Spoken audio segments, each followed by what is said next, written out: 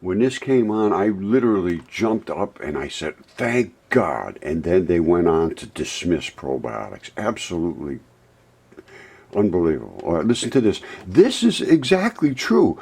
We have trillions of bacteria in us, and every one of them makes enzymes. Enzymes are extremely complicated chemistry, and I will show you that. And if you don't have the enzyme, you don't have that chemistry. If you don't have that chemistry, you cannot do the job that chemistry was designed to do, which is to purge the body of several different things. First of all, they digest carbohydrates and sugars and fats, and then they also protect you against invaders and pathogens and chemistry. And these are the white blood cells, and that's where they live, and I can show you them living there. And this was literally a disgrace to, I'm just, was so upset I had a hard time sleeping. Listen to this. This is a snapshot of the microbiome. And then this is the trillions of bacteria there. Yeah. They're represented by the different colors. The microbiome, the bacterial community in our gut, is a wonder. They help process the food that we consume, but they do a lot more than that. They make vitamins. They're able to produce essential amino acids. They're able to talk to our immune system and help educate the immune system. It does all that, and then they went on to poo-poo the whole thing about probiotics. Very upsetting. All right, I watched 60 Minutes last night, a little bit upset. This is some of the comments about, they said they watched this video, they were hopeful, but didn't seem to think they worked. However, I've been taking probiotics for years. I used to have bad, smelly gas all the time, rarely do now. They work for me. This one says, my niece, who was in nursing school in Vermont, tells me her studies told her that you need prebiotics to feed the probiotics to work. How come there's no discussion on that? Eventually they will find out that lack of good bacteria and an overabundance of bad bacteria is likely the foundation of all problems and solutions. Instead, they poo-pooed the real solution to our problems. I was extremely upset. I felt like smashing a freaking TV set. All right, this is the chemistry that the enzymes are. Bacteria create these. These are so specific that they target exact molecules to break them up and to make it so that we can digest foods and all that stuff. This is exactly what it's designed to do. And if you don't have the bacteria, if it was killed by antibiotics, and you don't have that bacteria, you don't get the product. It's not there. You can't break the molecules down that you have to break down so that they can go into your urine or they can go into your membranes and do whatever they need to do. You have to be able to break down fats and carbohydrates and lactose and glutens and all of those things. And that's why, oh, I'm intolerant, I'm this, I'm allergic to that. Of course you are. You don't have the enzymes. And then they poo-pooed it like it was nothing. Very, very upsetting.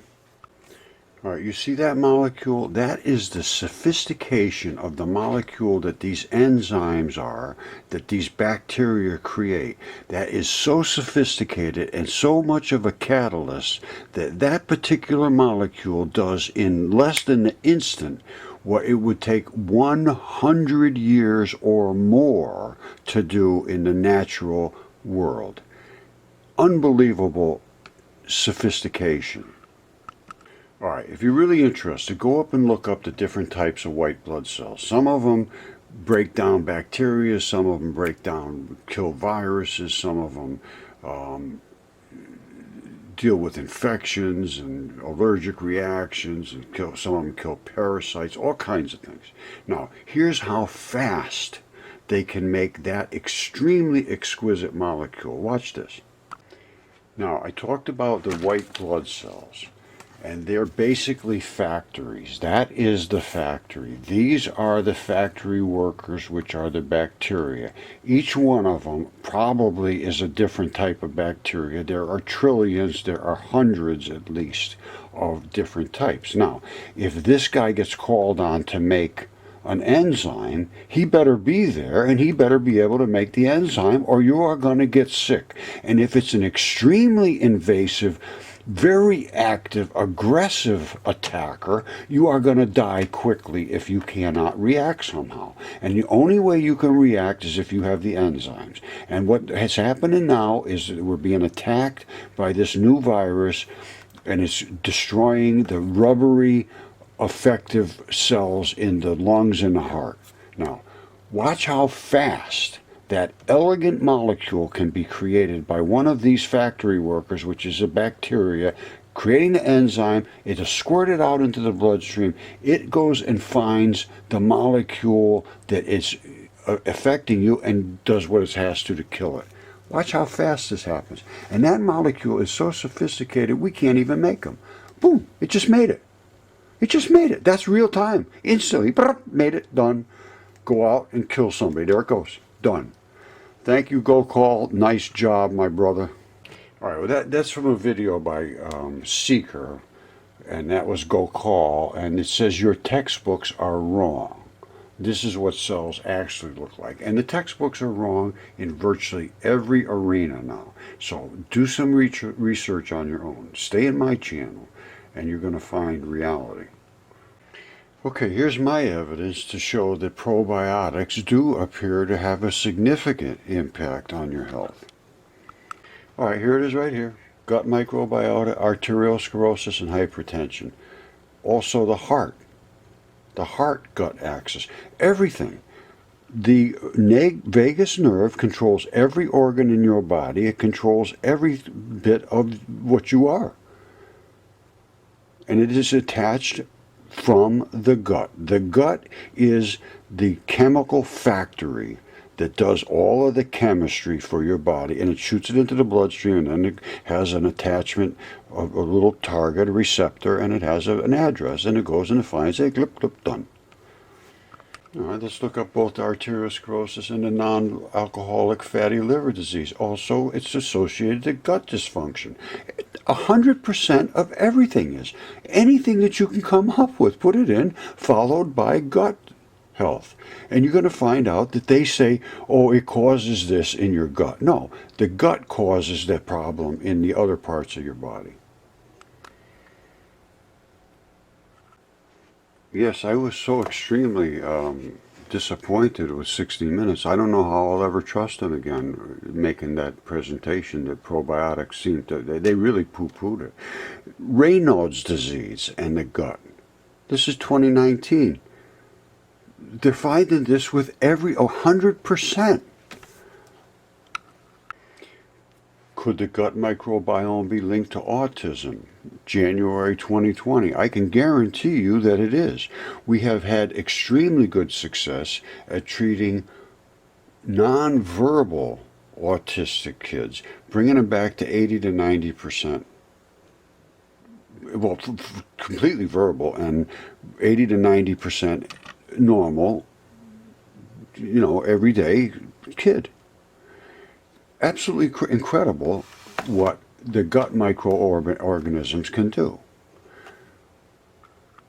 That woman from Boston University, I can't believe she does what she does for a living and doesn't understand this.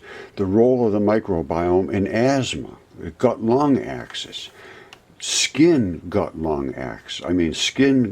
and gut axis. Everything is related to the gut because of the vagus nerve. I think she has some studying to do. Here it is right here. It doesn't get any better than this. January 29, 2020, the lung microbiome found to predict outcomes in critically ill patients. They know when they're going to die because of their guts. It's unbelievable what this woman said. I felt like smashing my TV set. I just went insane. My wife's just screaming at me, shut up, stop. All right, they know they got problems, but they don't know how to step up and admit to it. The gut microbiome, type 2 diabetes, where are we and where to go? Go to probiotics, because this is what it is right here. Future and prospects and challenges. increased prevalence of obesity, related metabolic disorders, diabetes, arthrosclerosis, non-alcoholic fatty liver disease become a serious public health concern across the globe because our guts don't have the correct bacteria to deal with these substances, because there's not a single molecule in your body that was not dealt with by a bacteria created enzyme.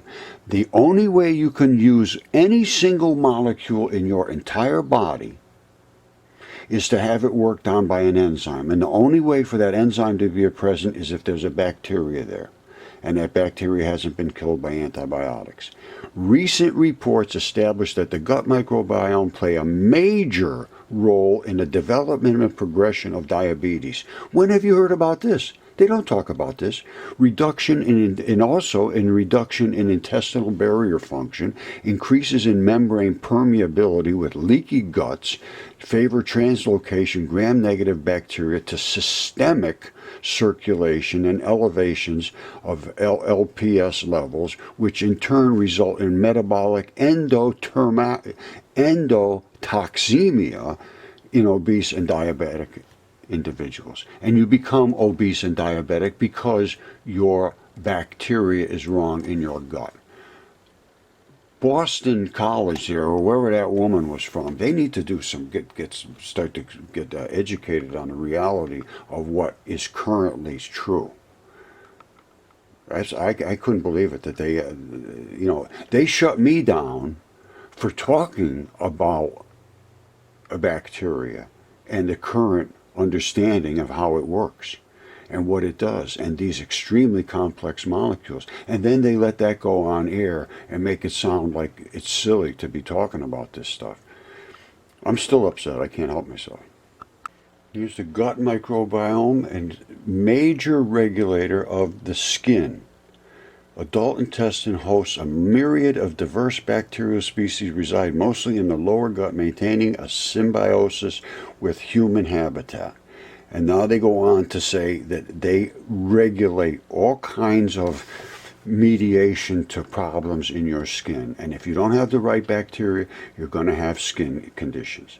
There's a signature in every gut that says, I'm missing a certain bacteria, I am going to have a certain condition. It's just the way it works. And they're not doing the research to say what is a healthy gut, what bacteria resides in a healthy gut, what bacteria does not reside in a person that has eczema, what does it reside in a person that has diabetes, because they should know these things by now with all the research they have done, and they really don't know. They're talking about how they're going to have to start to figure out how these things work. Well, I would say yes, that's a good idea. All right. What I want you to do is put in any condition whatsoever that you have, followed by and gut health or gut microbiome. And you're going to find out there will be some certain signature that will relate to that condition. And they always say, oh yeah, that condition causes this certain problem in your gut. No, it's exactly the opposite. Your gut causes that condition. Now, how do you know what an unhealthy gut is? And how does it affect you?